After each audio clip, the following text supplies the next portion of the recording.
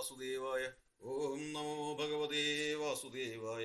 ഓം നമോ ഭഗവതേ വാസുദേവായ. ഗോവർദ്ധനോദ്ധാരണം. ഹേ രാജൻ, ദേവേന്ദ്രനെ ചെന്ന് കണ്ട വ്രജത്തിൽ ഇന്ദ്രയാഗം മുടക്കിയും ഗോവർദ്ധന പൂജ ചെയ്തതുമെല്ലാം ഞാൻ വിസ്തരിച്ചു പറഞ്ഞു.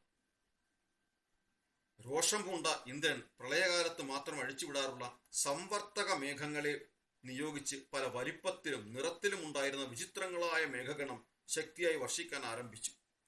ഓരോ വെള്ളത്തുള്ളിയും ആനയുടെ തുമ്പിക്കൈവണ്ണത്തിൽ പെയ്തു തുടങ്ങി. വലിയ മലകൾ വന്നു വീഴുന്ന തരത്തിൽ ശക്തിയായ മഴയും ഇരമ്പിക്കൊണ്ടുവന്ന കൊടുങ്കാറ്റുമേറ്റ് വൃക്ഷങ്ങൾ കടപുഴങ്ങി വീണു. വെള്ളം പൊങ്ങി. ജനങ്ങൾ ഭയചകിതരായി. ബ്രഹ്മാണ്ടവും സപ്തലോകങ്ങളും ദിഗ്ഗജങ്ങളും ഞെട്ടി. ഭയപ്പെട്ട വ്രജവാസികൾ, വൃദ്ധന്മാരും യുവക്കന്മാരും ശിശുക്കളെ എടുത്തുകൊണ്ട് ശ്രീജനങ്ങളും നന്ദഗോപന്റെ ഗൃഹത്തിലെത്തി. ശ്രീ നന്ദനെ നമസ്കരിച്ചുകൊണ്ട് ഭയവിഘുലരായ ഗോപന്മാർ പറഞ്ഞു: ഹേ രാമ, ഹേ കൃഷ്ണ, ഞങ്ങൾക്ക് അഭയം തരൂ. ഇന്ദ്രൻ ഇതാ കഠിനമായ വർഷപാതം തുടങ്ങിയിരിക്കുന്നു. നിങ്ങളുടെ അഭിപ്രായം മാനിച്ച് ദേവേന്ദ്രന്റെ യാഗം മുടക്കി ഗോവർദ്ധന പൂജ ചെയ്തതിൽ ദേവരാജൻ കോപിച്ചിരിക്കുകയാണ്.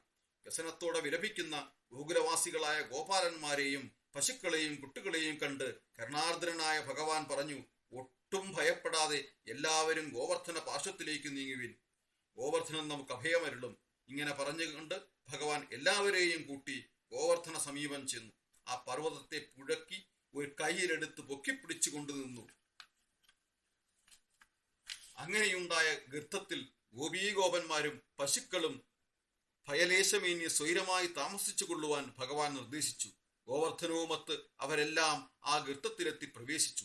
ബലരാമനും ചങ്ങാതിമാരും വടികളുമായി 4 ചുറ്റും നടന്ന് അവരെ പരിരക്ഷണം ചെയ്തു. ശക്തിയായി വെള്ളം വരുന്നത് കണ്ട ഭഗവാൻ മനസാ സുദർശന ചക്രത്തെയും അനന്തനെയും സ്മരിച്ചു. കോടി സൂര്യപ്രഭയുള്ള ചക്രായുധം ഊർധ്വഭാഗത്ത് നിലകൊണ്ട് വർഷിക്കുന്ന ജലമെല്ലാം വറ്റിച്ചു. അനന്തൻ ഗിരിക്കു ചുറ്റും മതിൽ പോലെ ചുരുണ്ടുകിടന്ന് വെള്ളം അകത്തു കയറാതെ രക്ഷിച്ചു. അങ്ങനെ തുടർച്ചയായി 7 ദിവസം അഹോരാത്രം അതിവൃഷ്ടി ചൊരിയപ്പെട്ടു. അക്കാലം മുഴുവൻ ഗോവർദ്ധൻ ഉടപോലെ പിടിച്ചുകൊണ്ട് ഭഗവാൻ ഒരു കൂസലുമില്ലാതെ നിലകൊണ്ടു. തന്റെ പ്രയോഗം ഫലിക്കാത്തതിൽ ക്രുദ്ധനായ ഇന്ദ്രൻ ഐരാവതാരൂഢനായി വജ്രപാണിയായി വ്രജമണ്ഡലത്തിലെത്തി. വജ്രായുധം പ്രയോഗിക്കാൻ വേണ്ടി ഉയർത്തിയ മേഘവാന്റെ കയ്യ് ആയുധത്തോടെ തന്നെ സ്തംഭിച്ചുപോയി. സംവർത്തക മേഘങ്ങളോടുകൂടി തന്റെ അനുയായികളായ ദേവന്മാരോടും ചേർന്ന് ഇന്ദ്രൻ ഭയാക്രാന്തനായി പാലായനം ചെയ്തു. സൂര്യൻ ഉദിച്ചു പൊങ്ങി. മേഘങ്ങൾ മാഞ്ഞു. ആകാശം പണ്ടത്തെ പോലെ തെളിഞ്ഞു. കൊടുങ്കാറ്റടങ്ങി. പക്ഷികളും മറ്റു ജീവജാലങ്ങളും സന്തോഷിച്ച് ശബ്ദിക്കാൻ തുടങ്ങി. ഗോവർദ്ധന ഗർത്തത്തിൽ അഭയം തേടിയ ജനങ്ങൾ ഗോധനത്തോടും മറ്റു സമ്പത്തുകളോടും കൂടി പുറത്തേക്ക് വന്നു. പുറത്തു വന്ന കൃഷ്ണന്റെ ചങ്ങാതിമാർ ഗോവർദ്ധനഗിരി ചുമക്കാൻ തങ്ങളും സഹായിക്കാമെന്ന് പറഞ്ഞു തുടങ്ങി. ഗിരിയുടെ ഒരു ഭാഗം കൃഷ്ണൻ അവരെ ഏൽപ്പിക്കാൻ മുതിർന്നു. മറിഞ്ഞു വീഴാൻ തുടങ്ങിയ സതീർത്ഥ്യന്മാരെ കൃഷ്ണൻ പിടിച്ചെഴുന്നേൽപ്പിച്ചു. ഗോവർദ്ധനത്തെ കയ്യിൽ നിന്നും ഇറക്കി സ്വസ്ഥാനത്ത് വെച്ചു കളിയായിട്ടെന്ന പോലെ പർവ്വതത്തെ സ്ഥാപിക്കുന്നത് കണ്ട ബഹുജനം അത്ഭുതാധീനരായി തീർന്നു. ഗോപീഗോപന്മാർ ശ്രീകൃഷ്ണനെ ഗന്ധാക്ഷതാദികളാൽ പൂജിച്ചു. നന്ദഗോപനും യശോദയും രോഹിണിയും ഗോപവൃദ്ധന്മാരും ഭഗവാനെ കെട്ടിപ്പുണർന്ന് ആശീർവാദങ്ങൾ അർപ്പിച്ചു. കൃതാർത്ഥത നേടിയ ഗോപവൃന്ദം വാദ്യഘോഷങ്ങളോടെ കൃഷ്ണനെ വ്രജത്തിലേക്ക് ആനയിച്ചു. ദേവകൾ പുഷ്പവൃഷ്ടി നടത്തി. ഗിരിരാജധരനായ ഭഗവാനെ ഗന്ധർവ ചിത്തചാരണന്മാർ ഗാനങ്ങളാൽ സ്തുതിച്ചു. ഓം നമോ ഭഗവതേ വാസുദേവായ. ഓം നമോ ഭഗവതേ വാസുദേവായ. ഓം നമോ ഭഗവതേ വാസുദേവായ.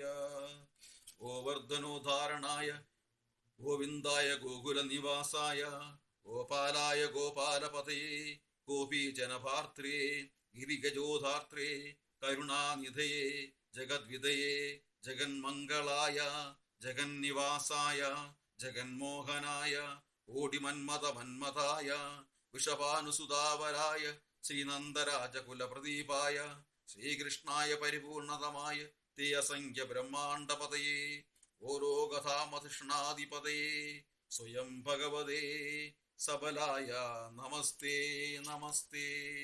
ഹരേ കൃഷ്ണ കൃഷ്ണ കൃഷ്ണ ഹരേ ഹരേ, ഹരേ രാമ രാമ രാമ ഹരേ ഹരേ.